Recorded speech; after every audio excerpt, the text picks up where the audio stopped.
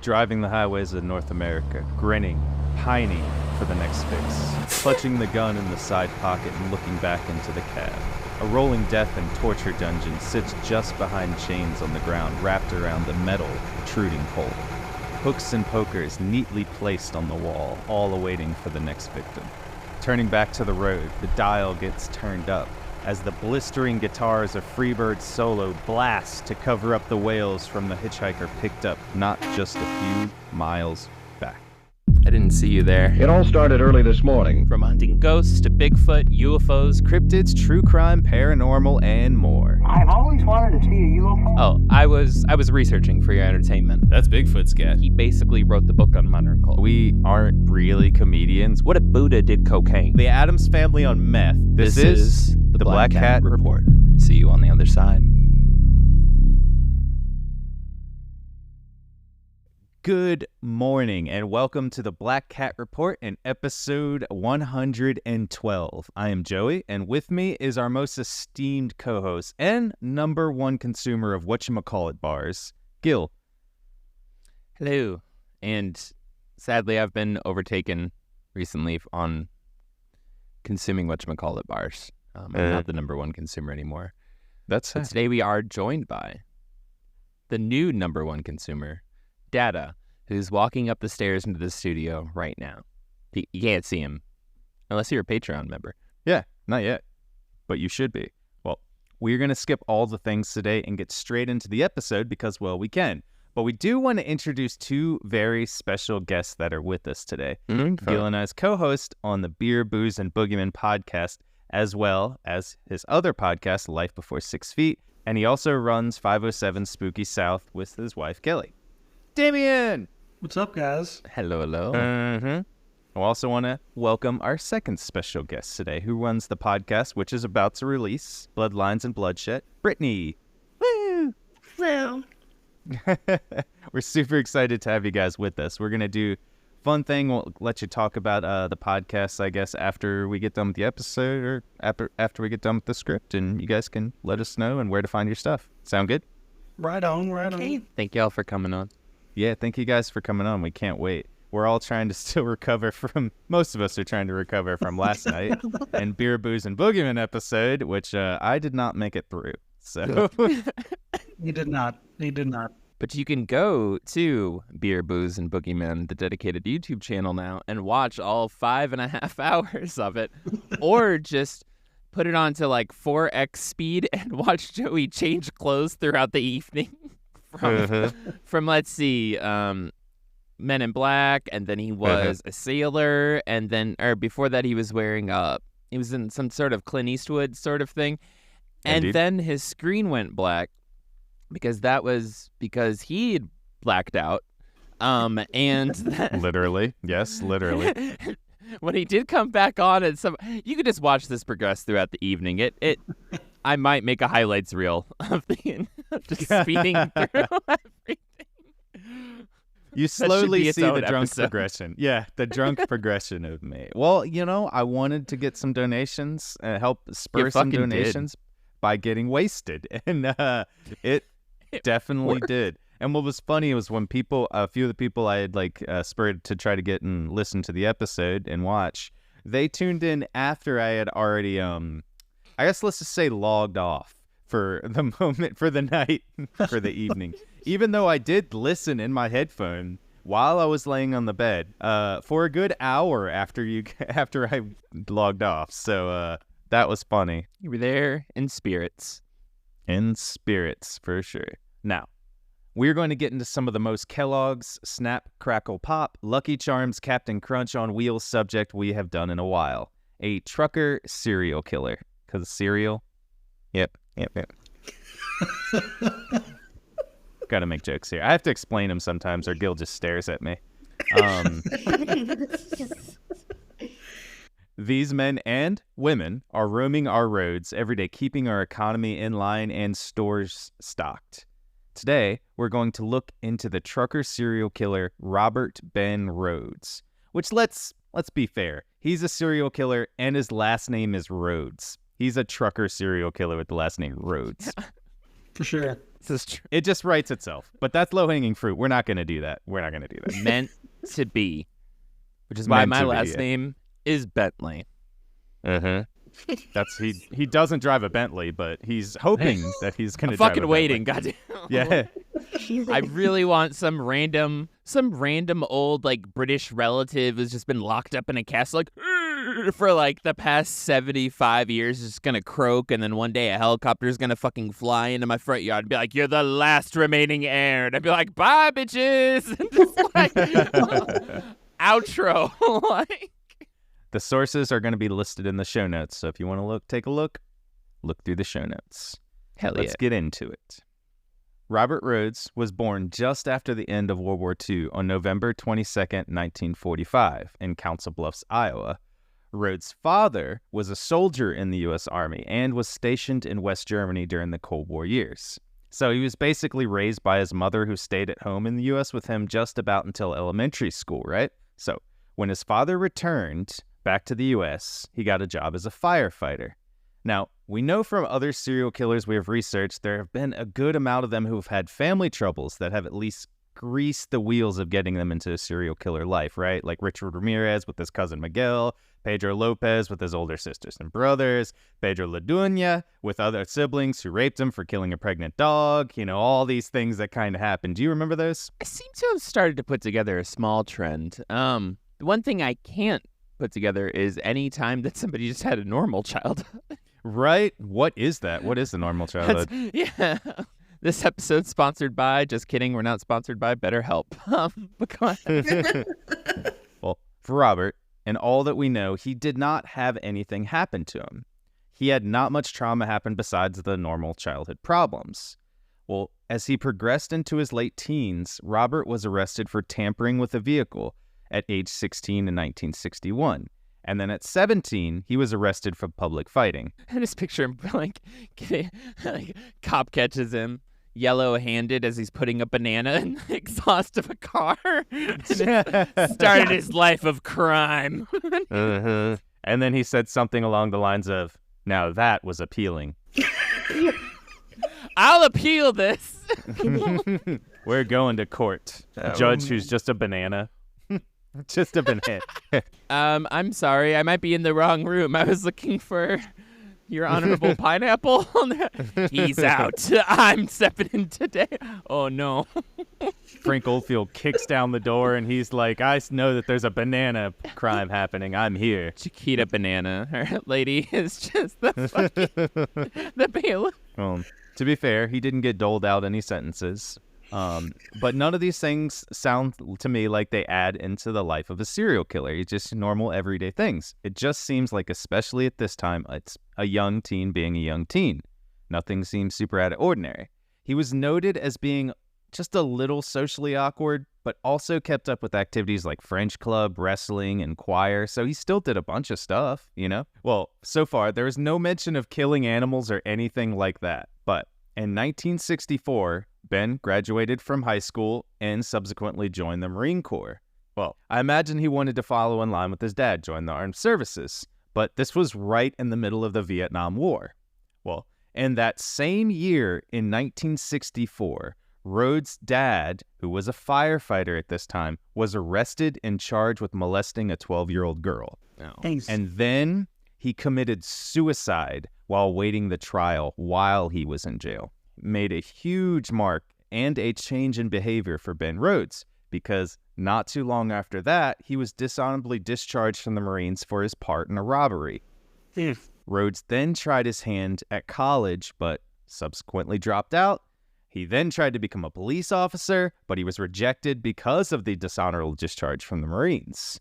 They were like, "We have some standards. You can't come in here." It's just the system has just degraded so much over the... Well, Just a as a lot of whole. people went into Vietnam, which is weird. A lot of people went into Vietnam. Like most serial killers went into Vietnam too, but they didn't do anything. They didn't. But that was just everybody at the time. There was like True, an active yeah. If you were draft going on. drafted. Like it was just everybody was getting pulled. True, But- but he actually volunteered. He volunteered before or to go in the middle of it. That's how, honestly, hey, FBI, know you're listening. Hope you're doing well. Just kidding. Fuck you. But the point is, if you're looking for a serial killer, add this to your profile. Just go through the list of 30 people who volunteered during the draft. Probably there. During I'm just gonna Vietnam. assume. Yep, yeah. Bloodshed, Bloodlines, y'all. Would you agree? Like, every time it's always like that one guy, like Timothy McVeigh, this dude, probably some other people. Every time it's always like the one guy who's like, I'm gonna volunteer for this. While everybody else is like, so Canada, 300 miles away? Like, it's a short list. Well, throughout his 20s, he went through 2 marriages and he couldn't hold down a job, right? So he was just rolling through people and rolling. Imagine how many people he was dating at the time. And I actually saw a picture of this guy while he was younger, and I was like, guy's not too bad looking guy for a trucker, you know, for later on in years trucker. If you saw pictures, he didn't look too bad. Gil saw the picture too. It was the one with the that I sent you with the picture of the old guy side by side with the young guy. And like he had black leather suspenders on. I don't remember. No? Nope. Oh, well, yeah. But the picture of the old guy who was arrested, looked very rough. The life as a trucker serial killer didn't treat him well. Him well, not others. Well, in the late 1970s, he would find his job. He got a job that fit him perfectly. He became a truck driver, hence part of the name trucker serial killer that we're doing today, right? Do truck drivers ever find a job, or do they just constantly chase one? Well, he found a job that fit him perfectly. He became a truck driver. Well, when he turned 41, so this is a few years later, making a little jump because he's just been driving for a bit. In 1985, he got married for the third time. Third time's a charm, to Deborah. But this was not all sunshine and rainbows. Go figure. In the marriage, Ben would sexually abuse her, and also he would go out to swingers clubs, like basically without her consent. He literally would like, you're coming with me. He would drag her along to swingers clubs, and she's like, I'm not okay with this. And he's like, no, you're coming with me. I thought you said this was a playground. Oh, God! But from what it seemed, was carrying along what his father had unknowingly taught him, that consent was not necessary. So Rhoades now seemingly building his best life, which for a serial killer, this is probably his best life, in his 40s with his new job and his new wife. He was gone most of the time, as a trucker would be. And it's the Rhoades that he would terrorize. Not the people, just the Rhoades. I'm kidding. He also would terrorize the people. He would tire-rise the Rhoades. Now, Gil, I don't need to tell you how unsafe hitchhiking is, do I? I mean, considering you've never hitchhiked, no. No, because you can tell everybody else. You can tell how unsafe it is. Yeah, I hitchhiked for years. Honestly, if you just need to be fucking smart. Don't be an idiot. Don't hitchhike at night. But no, I met a lot of great people and had a great time. I only had maybe for over the course of a year, like I probably hitchhiked actual individual trips like at least a good 50, 60 times across the country, and only 2 or 3 weird or kind of off incidences. I met a lot of fucking great people. Had a lot of people ask me if I would sell them drugs, and I was just like, I don't have anything. Then they would ask if I wanted to buy drugs, and I'm like, no, I don't have anything.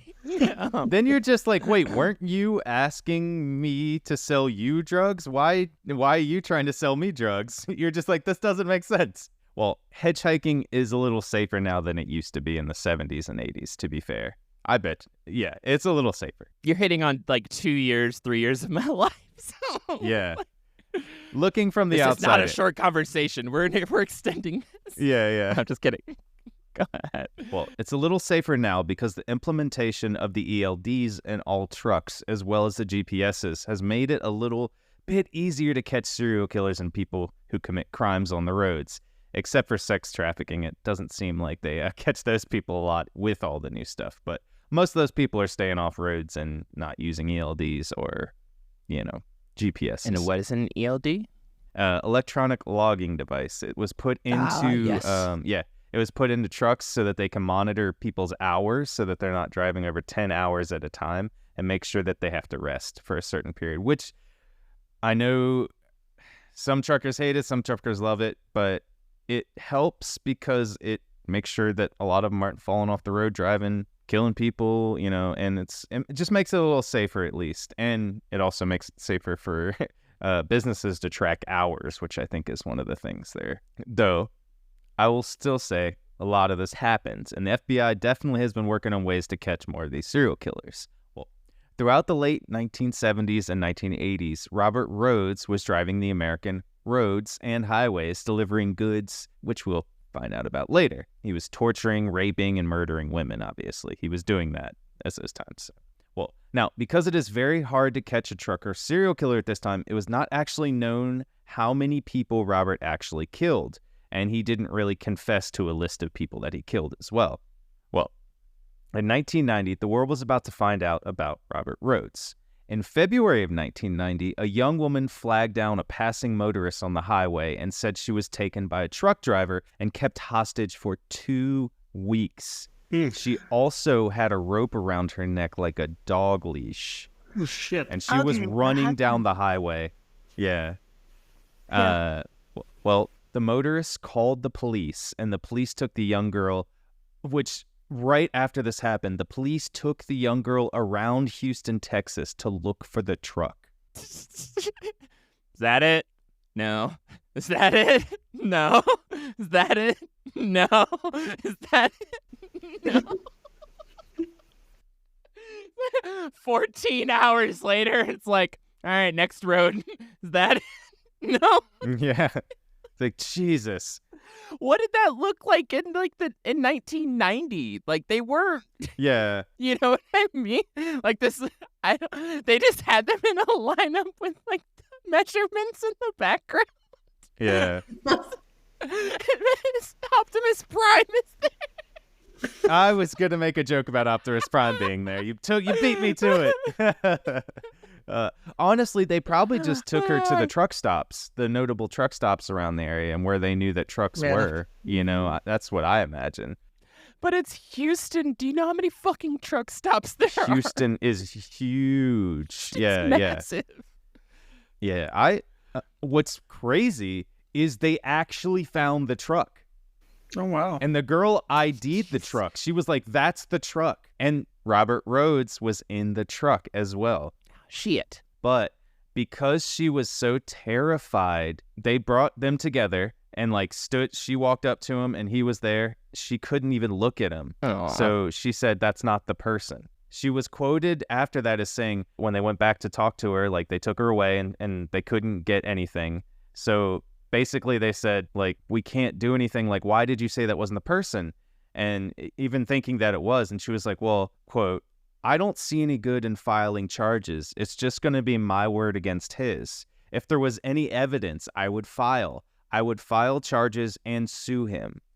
But because she couldn't face him and she didn't think it would do any good, he was free for a little bit longer. That's fucked up too, because the police clearly did show intent to believe her. Yes, for sure. That's a lot of truck pointing that they went through to get to that stage and things. They spent a long ass time taking her around and actually putting an effort into this. And I'm not blaming her at all. No, honestly, sure. that just goes to show how much a situation like that will completely devastate and fuck you up. Honestly. I mean, it self-esteem wise, you're just every possible area of the spectrum, it fucks you up, and even at a point where everybody is actually supportive around you, you can't see it and get over those demons, Yeah. 2 weeks of that is a lot. And it destroyed her. Jesus Christ, man. In April of 1990, the same year, Rhoades was stopped on the side of the road with his hazard lights on. And this seemingly innocuous act would be the reason he was caught.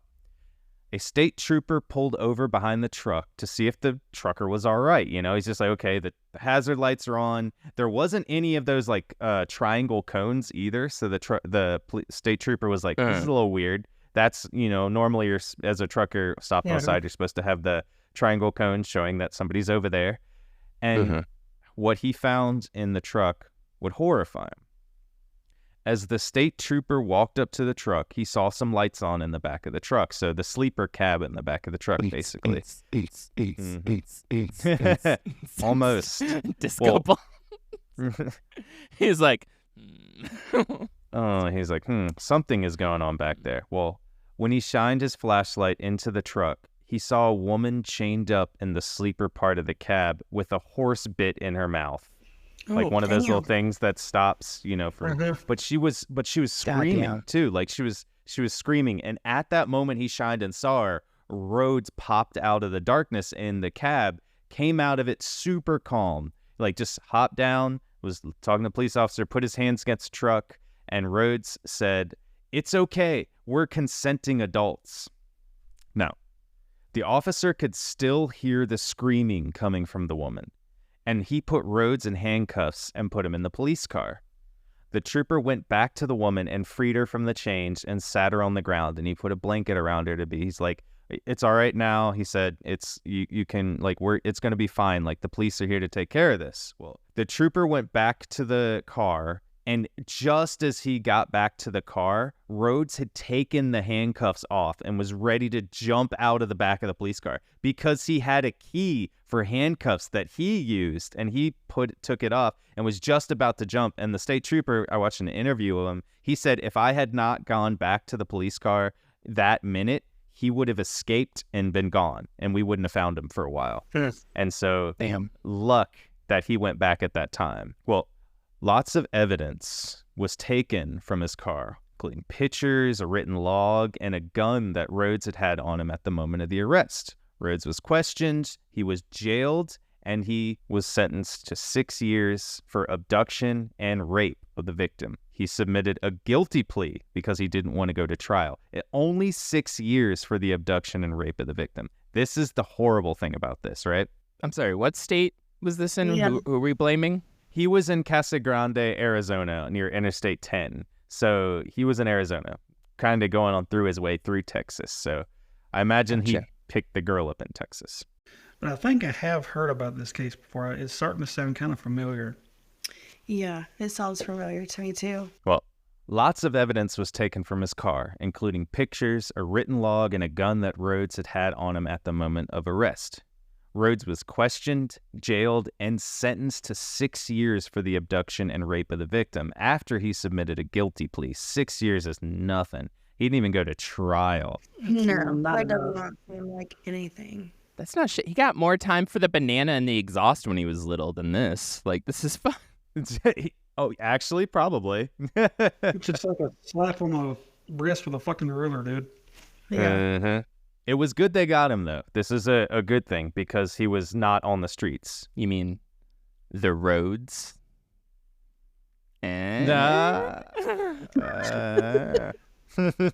Well, throughout his time in jail, they found photos of young girls after they raided his house and started looking into the missing persons around the United States. So basically, they were like, something's happening here.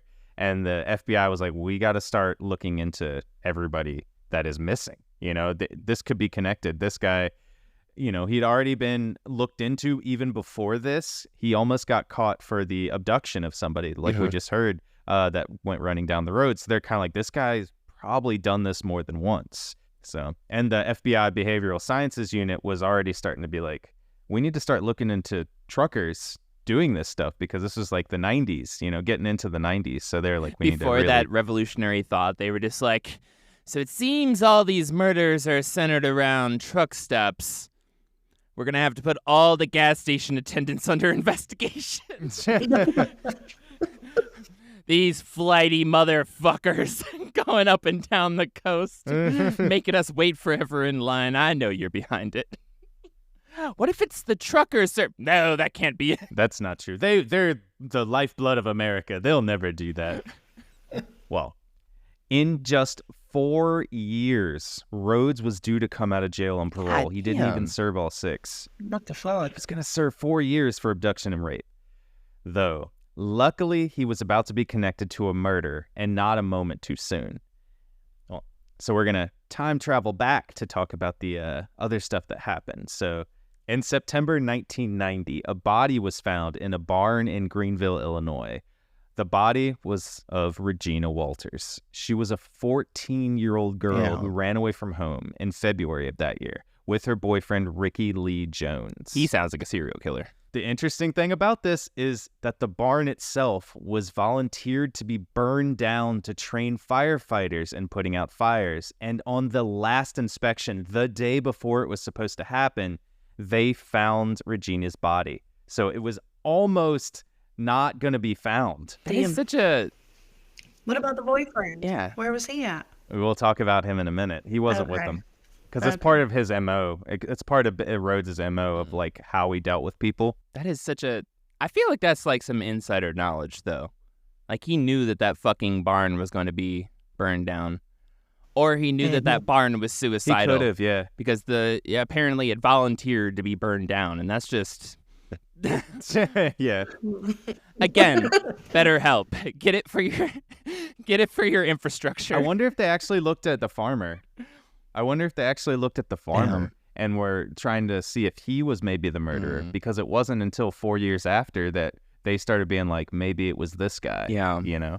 So they didn't have any, they couldn't find out the person that was murdering them, or like they didn't find the killer, basically. So they had to look elsewhere. And finally, the FBI was the one that came in and were like, hey, this is probably the killer. They found evidence that her body was tortured and that she was strangled to death. She was also raped like the other people that have been on the road. The FBI made the connection between the two because the photographs they found in the raid of the house had Regina in it. Oh, Damn. So all of the Polaroids that they had, they didn't know who these people were. And there's a bunch of pictures. They said they found hundreds of pictures.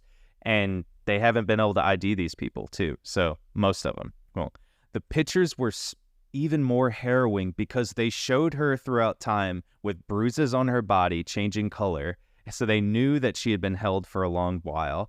And then they showed the day of her death, her walking up to the barn where they found her body. Jesus Christ, dude. So it's basically like time traveling moments, and they just saw her all the way up, and they recognized the barn because once they got and started searching the barn, they looked at the pictures and were like, this is the same barn with Regina in them. Damn. And so they like, this is the killer. We know it's him. What a sick freak to want to take pictures. And also, how dumb. Like, haven't people realized by now, like, that's just going to get them caught in the long run? Photographic evidence. Yeah. Yeah. I imagine it's probably more the game for them, the thrill, you know, of trophy. being like, Yeah, it's a but trophy. Also, like, you know? does nobody notice this person just randomly stopping by on the semi side of the road, is there for weeks, and just walks up and just starts snapping photos outside of the barn in the middle of the day? Right? And then nobody decides to go look in the barn for just Right? years? That's another thing, too. I imagine it's on a huge piece of land. Yeah, because she was there for about 6 months. So when I first saw that, it was That like makes sense, she yeah. was found under a bunch of hay. And I was like, wouldn't a farmer who was like had hay and was like had that stuff, wouldn't he go look at this stuff? But then I was like, honestly, it was probably a huge piece of land. If he was volunteering the barn to be burned down, it was probably a little decrepit. It probably wasn't going there. And I don't even go into my shed that's connected on the side of my house. I haven't been in that thing in 6 months. So it's like, I wouldn't go looking in a barn that's like probably a couple acres away. If you're trying to stalk Joey, that's a great place for you to live in the meantime. Exactly. Yeah. Well, as you asked, where was Ricky's body? Where was Ricky? Where was Ricky's body? They found part of his body, his skeleton, near Harleton, Texas, in May of that year. So they actually found him before they found her body because I feel like it was closer to where they were missing. Yeah. And so they kind of were searching around. They found part of his body. They didn't find all of it. what did they find? They just found his part of his skeleton. How did they identify him through his skeleton? They used dental. Yeah, because this is up in the 90s at dental that point. records. That makes sense. I was just like, they're just like, Yeah, they had all the... that rib bone looks familiar. It's just like holding up a photo of Ricky, looking at the rib bone, holding up a photo. Damn, they're good. I know that one from somewhere. So glad we hired Superman. It's just X-ray vision.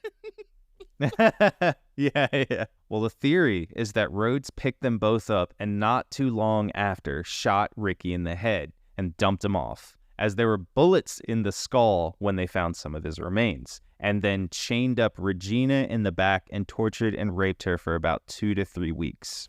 Yeah. Horrible. Well, as I said earlier, connecting the evidence happened just in time because he was literally about to get out of jail. And again, he was backed in a corner, so he pled guilty to Regina's murder as they could not connect Ricky to him with evidence. And he was sentenced to 2 weeks. Yeah, 2 weeks. Well, Uh-oh. this is the scary part, too. So he went up to the judge, and while he was saying his plea of guilty, Your Honor, he had the biggest smile across his face, like he was indulging in it, almost laughing on the inside like he was enjoying every moment of the fame because the courtrooms were packed. People were like, this guy's a serial killer. We know he did it, even though he is literally only on trial for one person's murder. People, the FBI and people knew that he was a serial killer. That, I don't know where this is going, but that sounds like a setup to get his case, like, pretty much thrown out. If all of this other shit's been, like, released to the public, it's already out there, it's already putting up with everything. If he had a lawyer, even if it was one of those lawyers with, like, the incredibly large pants that are always in the memes that are like, if your lawyer dresses like this, you're definitely going to prison. I don't know. Let's see where this goes. Yeah. Well, he pled guilty, you know, so he was kind of like, he wanted to, I think he wanted to hide it under the rug and make sure nobody started looking into other things he was doing, which is kind of how we figured it. Well, he was sentenced to prison and he was locked away. You think this is the end? Hey. It's not. Because the FBI was like, I think he's guilty of other murders. So they started looking into other murders that were along the roads, and they're like, this guy's MO basically says that he killed other people and did other things. So we're going to do another time travel back to look into some other parts of his murders. It's time travel time, baby. Hell yeah. Woo!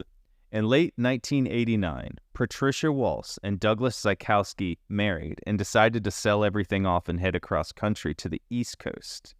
Right after they left for the road, they were never heard from again. And in October 1990, deer hunters found skeletal remains of Patricia Walsh in Millard County, Utah. She was actually not ID'd until 2003 when they ID'd her dental x-rays.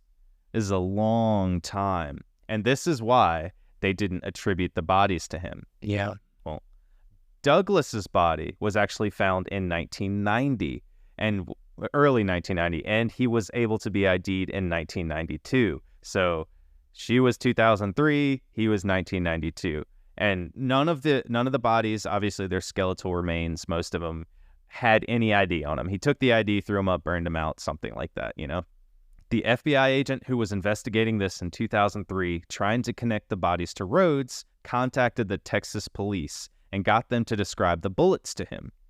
They matched the bullets that were found in and around Patricia Walsh and Douglas Zykowski. So this is 2003. They're going back to try to get this guy because he had been in jail for about 11 years-ish at this time, and they were saying that he's going to get out soon again, which is like, even though he was convicted of murder, they were like, he's going to get out again, and we know it. He had Judge Pineapple that time.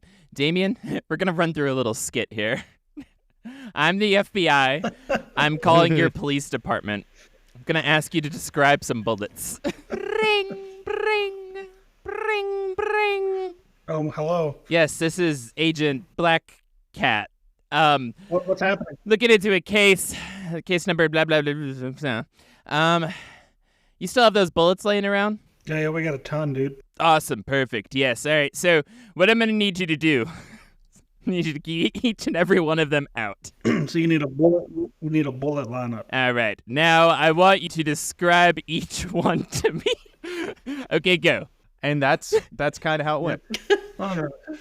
Shit makes no sense sometimes. So wait, did you say that one had the roundy little head thingy or the indent head thingy? Oh, it was already mushroom-shaped thingy. Oh, that's cool. Yeah. Okay. So that's number one. Oh, my. Okay, so next one. You know who we're going to need to bring in? The Houston Police Department. They're good at this kind of thing. Yes. Literally. Well, so this guy just didn't really care. He left a bunch of casings lying around the body when the police found those people in separate spots in 1990. He just left all the casings, left the bullets, didn't even care. To be fair, in the Southwest, the roads are littered in shell casings. True. All the time. Like, that would be like, he left his cigarette butt by the side of the road. It's like, are you, yeah? Have you looked at the side of a road? That is the entirety of the Southwest. Yeah. We know he's a cigarette smoker. We got him. Bring.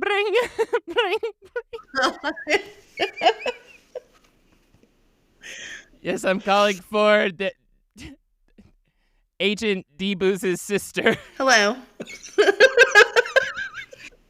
Do you have any cigarette butts over there? Yes, we probably do. All right, I'm gonna need you to get all of them out, smoke each one of them, and tell me what they taste like. Okay. Well, it was lucky though that these bullets were found because the bullets had a unique mark on them, right? They were very unique because not many people used them, and so they could be like, okay, I think we can pinpoint this. Thing about serial On killers. each bullet, they had the shape of a T. They had a bullet with the shape of a T, which was actually done by the manufacturer. And you're right. It is weird about serial killers because they have unique stuff. Like it's so dumb. There's always one unique thing about them. I don't feel like we're ripping on them, though, like either like in hindsight where it's like they always do get something unique and that's why they get caught. Well, in reality, it's like you look through possibly every possible thing and you find that one unique thing that takes you to them. Obviously, I mean, that's how investigations and shit work. Or just writing down descriptions of every bullet and cigarette, and pointing at every truck in a city. But no, like it's always something like the bullet. It's like it was only manufactured between August 1st, 1970 and August 1st at 11 p.m. 1970. And it's like, why did you use that? How did you find that? Yeah. Rarely do they have anything. Yeah. Rarely do they have anything that's not unique to them. But also, I feel like, again, like we talked about earlier, they kind of like that. They like that little thing, like, oh, this is me, that calling card, you know? Well, the agent found out that Rhoades was traveling westbound, so he killed Douglas, then dumped the body, and then kept Patricia alive for 7 days, torturing and raping her. Then he killed her and dumped her body. Again, Ben Rhoades was getting close to being freed, and luckily the FBI agent had done the research to keep him in jail and find justice for those families. Well, it was lucky that they did this because in 2005, he was tried for the death of Douglas and Patricia Walsh, and he again pled guilty to their deaths in exchange for escaping the death penalty.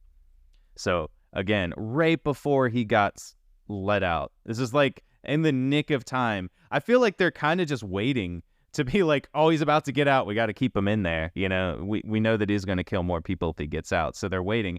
And also they're finally getting evidence. It's not a bad strategy. It's true. And because otherwise they would just get multiple, life sentences. But they're finding justice for the families. But what's sad is they probably won't find justice for a lot of the families that people that he probably did kill. Well, and this way, with this second set of victims, it can be figured out his pattern of behavior. Ben Rhoades would pick people up who were hitchhiking. A lot of times it was said that he was picking up people with like mental problems and they said undesirables, but some of the people I'm looking at like that he killed and murdered, I think that's just like the police talk back in the 90s and 2000. It's sketchy. It's not true. They were trying to paint one of the victims as like, oh, she had mental disabilities, but I think they were just looking at people who had rough times and they were trying to run away from stuff like that. And it kind of pissed me off. I was like, this is not okay. You're painting the victims as not like good people when in fact they were just probably going through a tough time with the family and wanted to leave. Right. That's also completely fucking irrelevant. Yep, exactly. Exactly. It's just like, it's because they all had salt and pepper hair. It's just like, it's fucking around. I mean, if it's his type, it's his type, but it's also like, you don't need to. Yeah. Well, the first person that escaped also when she went back to talk to them, I didn't add this, but I'm going to add it talking now, is that she said she was going to visit the president. This was in the 90s. Was Clinton in office? Bush. Because Clinton wasn't until 92. Bush. Oh, Bush Senior. Yeah. Bush Senior. But it kind of made me like, they tried to paint her as it, and then the detective that was interviewing her said he looked past that and was like, it's probably just the trauma that she's been through, that why she's like, and they were like, okay, so then we kept listening to her and we're like, okay, this guy actually did it. I don't care what other people say.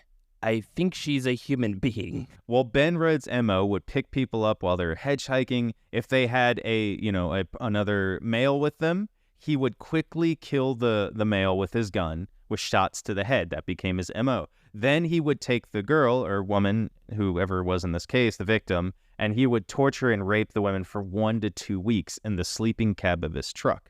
Then he would kill them and dump them off in random spots, which make it really hard to find this guy unless you just happen upon him like the state trooper did, which is kind of how a lot of serial killers are caught. They're just happened upon randomly. You know, when people say that like police work is shoddy, sometimes it is, but sometimes the FBI detectives behind it doing all the work are doing the work so that when this guy is caught by the police randomly, they can connect all the crimes to him. And it was similar to what happened to Richard Ramirez, which was the funniest way for him, a serial killer to be arrested by the people when they were beating the crap out of him. And he ran to the police to get us away from the people that were beating him up because he was murdering the people in these communities. And it was all the people in that, I think it was a Latin community at that time. And they were like beating the crap out of him with like spatulas. And it was like almost the most... just 10,000 chanclas just flying through the air from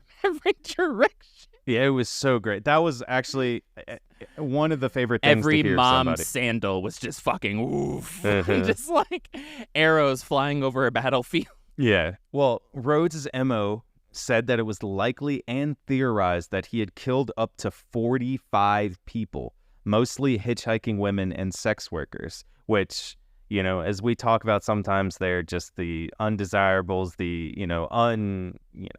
what they say, do DNIs, do not investigate on them. And yeah, they think people aren't going to miss them. Mm-hmm. Which is terrible. And that's why he got away. We think that he got away. And they think that also because of the photographs that they saw. They found hundreds of photographs, but they never really were able to ID most of the women, which is the sad part of it. This is just the murders they think he committed, not counting most likely the dozens of rapes that he also most likely committed as well.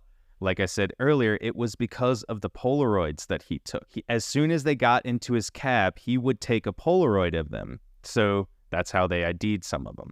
Well, in 1985, a woman named Pamela Milliken, we're going back in time again because we have to tell this story. It's time travel time, baby. Hell yeah. Woo! She was hitchhiking down the road trying to find her brother and was picked up by Ben Rhoades. He then pointed to a sign that said, cash, grass, or ass. No one rides for free. Milliken said she didn't have any money, nor did she smoke pot. So I'm not going to say consensually because this is not really consensual. She was pretty much forced because of that. Had sex with him. She did say it was consensual though, but that's right. That's not. She said it in her, when she was talking about it, but I don't think that it was. It was basically forced. Well, eventually she was lucky because she was dropped off otherwise unharmed at a bus stop in Winnipeg. The reason that she knew she got in the cab with him, she found in 2015, scrolling Facebook, saw a picture posted of a Polaroid on a friend's wall of an 18-year-old girl wearing a gray hoodie, looking tired in the passenger seat of a truck. She immediately realized, that's me in that picture. And then she called the police. In 2015, saw that picture. And she was like, I was lucky that I wasn't also a victim of this guy. Right. Wasn't a murder victim of this guy, right? So What? Was she just not young enough, probably? she was 18. Yeah, I think so. I don't know, because most of the other two girls were 14. So yeah, maybe his MO was murdering like young girls. Yeah, and it could be also that he wasn't murdering people at this time because he was driving in Canada at that time, and maybe he was building up to it. Because it was earlier on in his time. It was in like the 1970s. And he didn't get caught for his first murder until like 1990. So I think he was slowly building up to it, and eventually in the 80s he probably started killing. Just looking outside in on the situation. So sex with them was no longer satisfying. He needed to take it to the next level. Exactly. I think that's why. He did tell people he took the photographs so that they wouldn't steal from him. And he knew if somebody stole something, he would, have a picture of them, which is just the easiest way to get a picture. Be like, like I'm taking a picture of you because if you steal something from my cab, I'll know it's you. And so she was super lucky that she did not get murdered, was weird to say. Yeah. Well, Rhoades is actually still alive. He is 78 years old and is still in jail and will be until he dies. Hell yeah. He earned the name the Truck Stop Killer. And thanks to all those FBI agents that did, and detectives and police officers that did all that work, thank you to the state trooper that randomly caught him and then didn't let him get away again. In these set of murder cases that spanned across 15 years, connecting bodies and murders to Robert Ben Rhoades, there's still bodies out there that could be because of Rhoades. Ricky Lee Jones' murder, the one we talked about earlier, was not even actually tied or connected to Rhoades or even, gone to trial, because even though it's pretty much agreed that he killed him and because of his MO, and he murdered Regina Walters, which was his girlfriend, they couldn't get the evidence to pin that to him. So he got off scot-free on that murder. He's still going to be in jail for the rest of his life, but the family has no justice for us. Yeah. Well, it makes me wonder how many more serial killers are lurking the highways nowadays, and if the person behind delivering my laptop to the store that I am on right now is guilty of heinous crimes. You never know. All right, guys. You want to tell us about your podcast you're starting? I already started it. We have one episode out already. Oh, it started. Yeah. Oh, okay. Well, tell us about your first episode. Tell us about what how it started, what it's going, So I did a podcast last year by myself, a true crime podcast, and I loved it. But I have 4 kids, a full-time job, so I think I tried to go in like doing too much at once, and so it just got to be too much, and so I just kind of quit. And the podcast was doing really well. Like, it was getting really good reviews, and people were like, when's the next episode coming out? Like, I was able to post it on Good Pods, and then like the first week it was like number 10 in like True Crime Podcast. Like, it was doing really good. Dang. Yeah. No, I listened. It was really fucking good, and I was pretty bummed out when you stopped, which is why I was so stoked when Damion hit me up and he's like, "Hey, my sister's starting another one," and I'm joining. I was like, "Fuck yes!" Yeah, no, I love it because I just love the true crime genre. I just think it's so intriguing to just learn about all the different things, and so Damion had kind of mentioned that maybe I should start it again, like a hobby just for me, Totally. So I'm such a mom, do all the things for my kids, and he was like, you need something just for you, something that's just yours, that you love. And I was like, okay, well, you should do it with me. Yeah.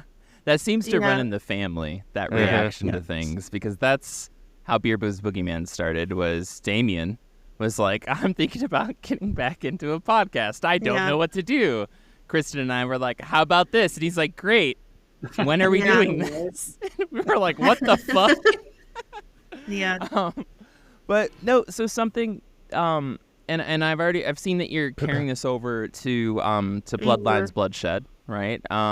You're carrying this tradition over, but something that I really loved about, the short run in your previous podcast was you do pretty much the exact same, like you focus in the same area that we focus in like serial killers and stuff. You find like, actually you go even like way the fuck smaller. Like we go micro sometimes, but you go like micro, like atomic sometimes, where you're like, here's this super fucking tiny town in the middle of absolutely fucking nowhere that you probably never heard of and probably never drove through. And here's this major fucking case that no one's talking about. And you just start like breaking it down. And so like honestly to me, like, and this is something that I love from your last show and that I know you're bringing into this new show, is that like you're an actual resource for other podcasters that do go on like the crazy deep dives and stuff like that take things like, it's so hard to find folks that are doing original, research into cases. And you do great at that. I was like, Jesus Christ, how have I never heard of any of these cases? Like, I like that though. I like the ones that no one talks about, that need to be talked about more. I like those. The one we just did is, I guess it was popular, but I had never heard of it. It was the Sauter children. Yeah. The disappearance of the Sauter children. Have y'all heard of that one? No, I had never heard of it either. It popped up as your first episode. Yeah, but when I did the research, I mean, there was a lot of research on it. So it was a crazy one. But I just love stuff like that. I think it is the actual best. Yeah. Do you plan on like where do you mostly focus in terms of your episodes? Is it just like small rural America, metropolises and cities internationally? Where's your general focus like leaning around that? I think the majority of the ones that I do will be like, I'm gonna try to keep them like smaller, more unheard of cases. I do like the big cases, like John Benet Ramsey. Like I love all those types, but those are just, I feel like they're already so done, overplayed. Yeah, I mean, it's not a whole lot that I could say about that someone else hasn't already said. So I found a serial killer that you might like too, and a book that goes with it. I don't know if you've heard of Milton Johnson. Okay, you should look into that guy. I think he killed killing spree of like 5-ish people. I'll send you the book too. I tried to read it and tried to get into it, and then it was hard for me. I don't know why. But otherwise, yeah. It seems interesting. Yeah, I mean, sometimes like those bigger cases, it's the podcast version of getting up with an acoustic guitar and be like, all right, everybody, this is free merch. It's just like, come on, bro. Next, we're gonna do Wonderwall, and then after they're touring again. Be Air Supply all night after that. Okay, dude. Like, I was just gonna say it was funny when she like asked me to join in with her, because like the next day she messaged me. A bunch of different like titles, and I already knew what she was hitting around at without her even saying. I was like, are you wanting me to join you? And she's like, yeah, I think it'd be fun for us to do blah blah blah. And I'm like, look, it's like I already do 2, given the one I only do once a month, but I'm already doing 2. I was like, if I do it's 2 conditions that we got to agree to. I get to name it, and we get to record on the days I record Life Beyond 6 Feet. And she was like, okay, I agree to that. Nice. And we tossed around several different names because we wanted something in the title that people kind of knew that we were brother and sister. So I tossed around Bloodshed? Yeah, exactly. Oh, the Bloodlines part. Okay. Yeah. Yeah. No bloodshed. But I'd tossed out, I don't know, probably 7 or 8 different names. It's like, here's what I've come up with. And I was like, pick the one you like the best. So technically, I guess we kind of both named it.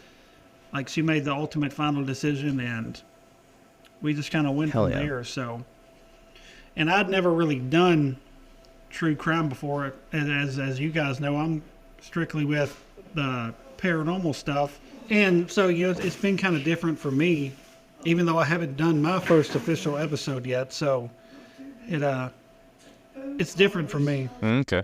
Yeah, you're kind of like learning the stories behind the ghosts now, which is cool. Right. Yes, that's what I said. Yes. He wouldn't have his ghost stories if there was no true crime stories. Exactly. I mean, Well, Uh-huh. I mean, yeah, I guess, whatever. But still. A fair share. Could be Yeah. your Right. intro. You both looking at each other one way and then looking away from each other and then being like, true crime, ghosts, they don't connect in life and death. But they do. So how you guys are doing your podcast bi-weekly, right? So every 2 weeks going to be releasing? Yeah.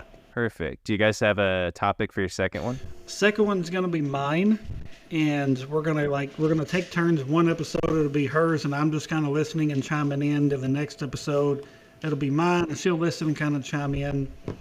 I had one picked out Get changed. and done a lot of research into it, and it was just the same stuff being regurgitated. And I'm like, I don't think I can turn this into an episode because there really wasn't much about it. So now I'm having to find something else to research and try to turn into an episode before next Sunday when we record it. D-Booz has officially entered the research game. Oh boy. Meanwhile, I've already got my next one written. Just saying. And I'm a mother of four. No big deal. No big deal. Dang. Yeah, no big deal. Yeah. Yeah. How can we find the podcast as well? Let us know. Where can we find it? You can look it up on TikTok, Facebook, Instagram, Bloodlines and Bloodshed. We don't have it out on all formats right now. We have it on Spotify, iHeartRadio. Gosh, I can't even remember all of them. Pandora, I think it's on there. Amazon. I know most people listen to like Spotify, so that's probably the biggest one it's on right now. But I'm slowly working it up and getting it on to more and more. So Hell yeah. And I'm sure y'all do take requests for what platform if people hit you up on socials. Yeah. Yes. Or we have an email as well. Good. It's bloodlinesandbloodshed@gmail.com. Awesome. Make sure to get that in the show notes. Dude, hell yeah. And are you guys going to be just like, I guess like final question here. I guess is this going to be like a seasonal is this going to be like seasonal podcast, or is it going to be every single week for eternity, or like what how are things being set up around that? Or have you even planned it out and you're just kind of jumping in? I think we're just going to go kind of play it by ear. Yeah. I mean, we'll probably break yeah. it down into seasons and do X Yeah. amount of episodes and probably take, a month off or something and then kind of jump back into it. But Yeah. kind of like I do Life Beyond 6 Feet, do X amount of episodes, take a month and a half off, and then jump back in. And if people say people live in small town rural America and they know about cases that Yes. have happened, do you want them to reach out to you, or maybe be like, this would be the perfect episode for D-Booz or for Damion, this would be the perfect episode for Brittany, is that something that y'all Yes, want? or- that would be awesome. Awesome. And that's bloodlines and bloodshed@gmail.com, right? Yep. Mm-hmm. Awesome. All right. Well, thank you guys for being with us on this episode. Seriously. Yes. Thank you, thanks for Brittany having and us. Damion. You guys are the best. Yeah. Awesome. And It's been fun. thank you to all out there. And Gil. Hell yeah. Bye.